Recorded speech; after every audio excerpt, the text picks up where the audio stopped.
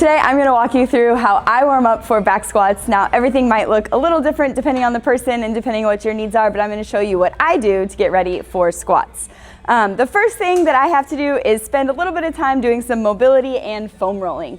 So I have several things that I go through just to make sure my hips and legs are moving and feeling good. I will typically start with a little lunge stretch, kind of move it forward, move it backwards, really try and kind of squeeze the glutes and hips to get that through. Now, for each of these, I will hold for a little bit of time. Obviously, right now, I'm not gonna sit and hold each stretch for you.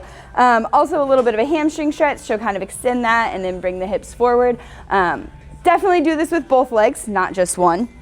Then I will do a little bit for an adductor stretch, bringing one leg out to the side, kind of letting that adductor stretch and open up, lean forward. This one I definitely hold probably for the longest amount of time because it is definitely one of my tighter spots. So I will do this again, both sides. Once I feel pretty good, Toby always likes to help me. Once I feel pretty good with some stretching and mobility, we'll add in the foam roller. I also will do some foam rolling for my adductors, again, with Toby's help.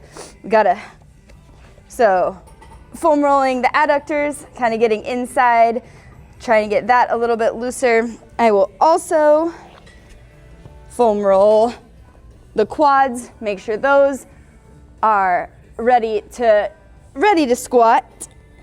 And then one last foam roll is for the calves. This is not something that I used to have to do until I switched to squatting in flats, and I have discovered that my calves need a little bit of a stretch foam roll to get them warmed up and ready to squat to depth. One additional stretch that I do is for my upper body, otherwise I can't get under the squat bar. Take your hand, flip it upside down, put it on the wall, and then kind of pull away from it. This really helps open up your chest, your arms. If you happen to get some bicep tendonitis from squatting, this kind of helps alleviate some of that and gets you ready to get under the bar. Once I get done with some mobility and stretching, I move on to a couple banded warm-ups.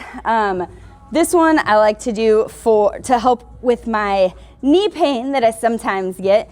Wrap the band around something stable, bring it back, and then really focus on bending the knee slightly and then really extending into the quads. Helps get your quads moving, some blood flow to them, and it helps your knee feel a little bit better when you're squatting.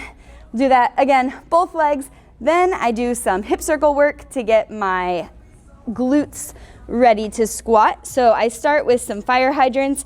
I like the band below my knees, just below my knees, and then some fire hydrants, bringing that knee out kind of to the side, a little bit back, making sure the glutes and the hips are firing and ready to go.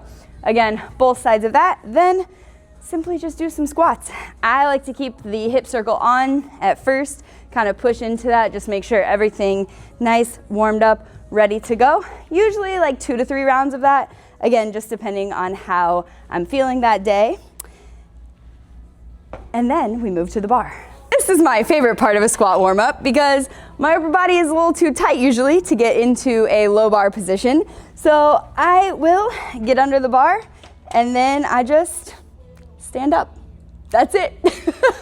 It looks kind of weird, but for me it just really helps me open up my chest and get my upper body ready to squat. After I do that for a little bit, I will re-rack it and then move my hands in to where I actually squat from.